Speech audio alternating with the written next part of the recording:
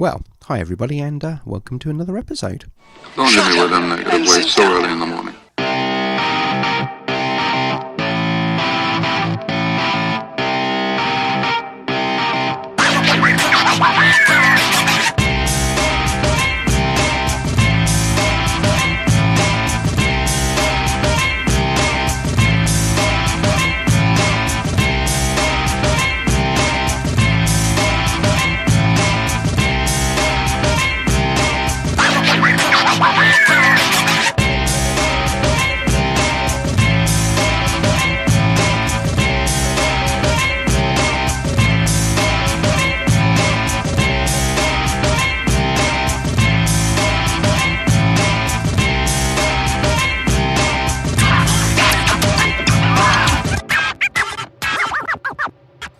Well, in today's episode, I'll be showing that even the lowest class ships in a game can make a difference. Which you've probably seen, we've got 4 destroyers on our side, they've got 3, so the lowest being tier 7.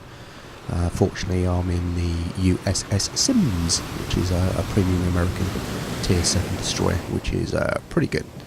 So always good fun to play if you like playing this kind of style. A brief summary of the currently there's only 3 classes, well there's 4, but we won't include the English Campbellton at level 3. So they've got Russian destroyers, Japanese destroyers and American destroyers. American destroyers, it's all about the guns, fast firing and pretty good distance. Low caliber, but the rate of fire makes up for it. And the torps are, yeah, they're okay, but they're not the real thing. American destroyers are always about hunting other destroyers. Now, Japanese destroyers, if you want to sit back and snipe, they have really good concealment, generally better than the American destroyers. So the Japanese, it's definitely all about the torpedoes.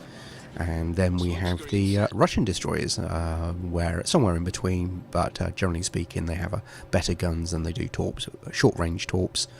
The shortest range of all the classes, but they have pretty good guns on the Russian destroyers. Probably from my perspective, the hardest to play in the game are the Russian destroyers, purely because you got to play them and they have a terrible concealment, so as soon as you start shooting you're going to get spotted, unlike the American destroyers where you can spec them up so you can shoot from concealment. So that's pretty cool, ninja style play. But the Russian destroyers are far from it. If you want to have a good game, you've really got to pick a ship that's going to suit your style when you're going to play. So everyone has their ups and downs, so sometimes you want to be a bit laid back and other times you want to be quite aggressive.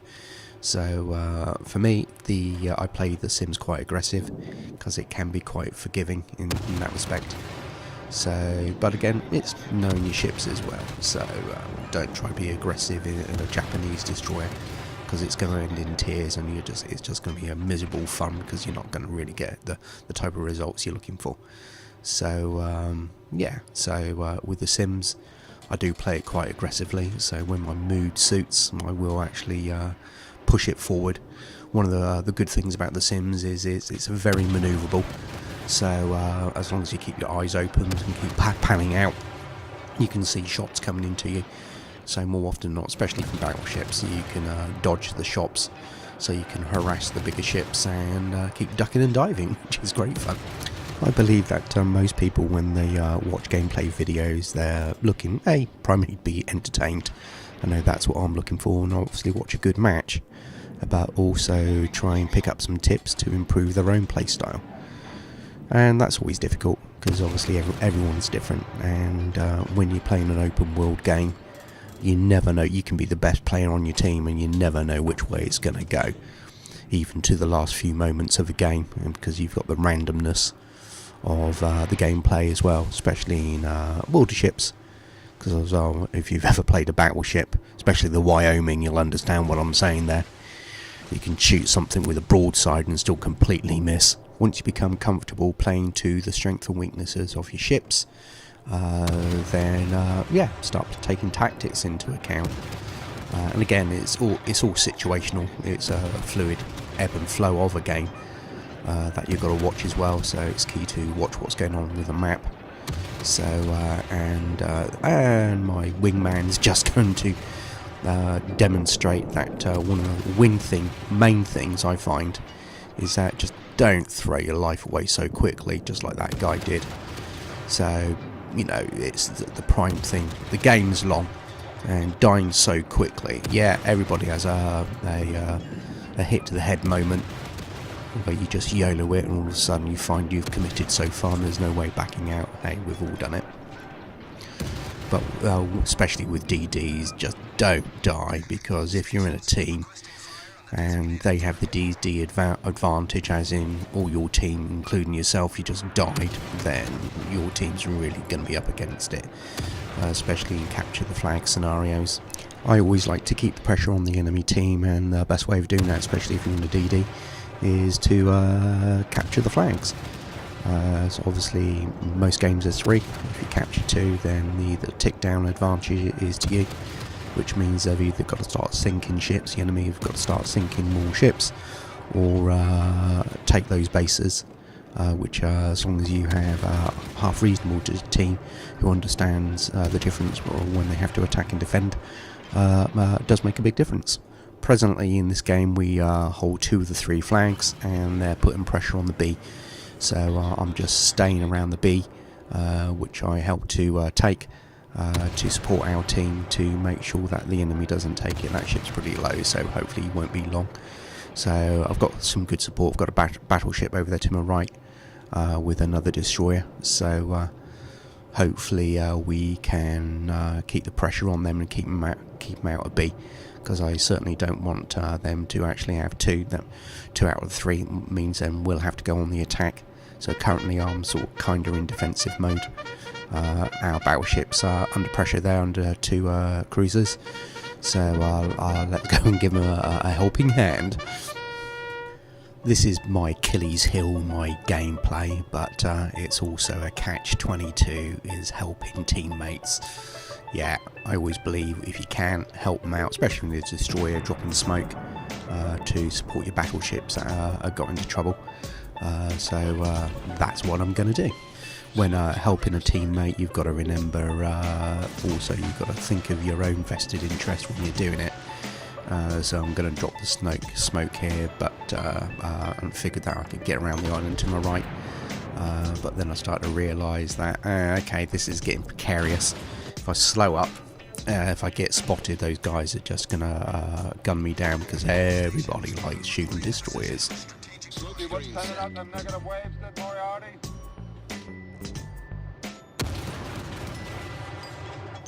Go, 1 negative wave. Have a little wave.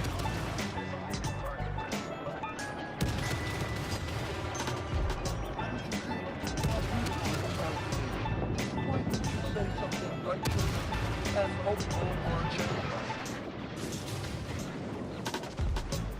Well, fortunately both of those cruisers are taking heavy damage, and with a bit of support from the team, we take out the one in circa in B, and the other one's fleeing, so we've managed to defend B quite well there. So yeah, pretty good result. But it also helps to stay alive, so I tucked my tail between my legs and I got out of there, so took a bit of damage, but not bad at all. That attempt by those 2 crews was definitely their swan song for the enemy team, so I think I might as well push forward and see whether or not I can build up some extra points, see whether or not I can capture the last remaining base that they've got. So let's give it a go. Even when the game looks secured, it's always good to make sure you still remain in the game, not just to throw your ship away, because you never know. I think in this game that's not going to be the case, but it's always in the back of my mind where it could still swing one way or the other. So always still play slightly defensively until you've built up a big enough margin to know that there's no coming back for the enemy team. The 2 big nemesis for destroyer captains in the game are aircraft carriers and cruisers. Cruisers having the option to drop radar, which even if you drop smoke, they're going to detect you. And so that's and obviously cruisers are very good at taking out fast firing guns, very good at taking out destroyers. so you want to avoid them like the plague, so you're not even safe in smoke. So if you drop smoke and there's a cruiser around, just keep your distance, realise how far the radar's going to detect you even if you're on smoke, and just get away from the smoke. The other thing about dropping smoke, they end up being a magnet for torpedoes as well, so it's always a good idea to not sit stationary in smoke, not unless you really have to. And then you have aircraft carrier players, and if they're pretty good and know what they do and they consider that you're a threat to them, once they've spotted you, if they've got the resources to do it, they'll just keep a plane continually spotting you, especially if you're trying to cap, and they'll keep a plane, and that means that his team can continue to shoot you, which is a real pain in the arse. There's not a lot you can do to counteract that.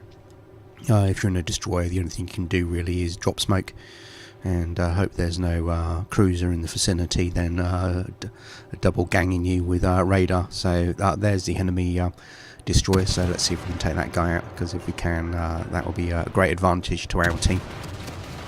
Whenever there's another ship in the area that's capable of dropping torps, you've always got to work on a scenario, especially if he's broadside like this guy's just done that. He's fired torps at you.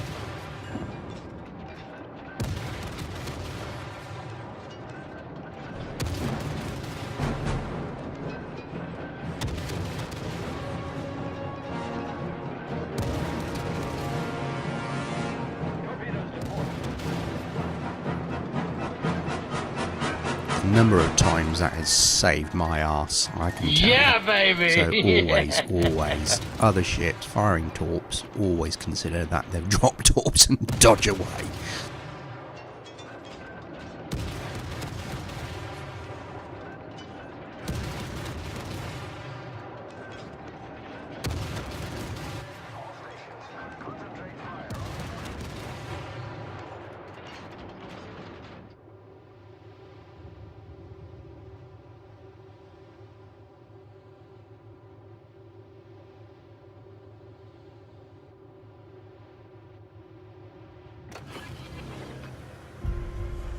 Engine boost activated.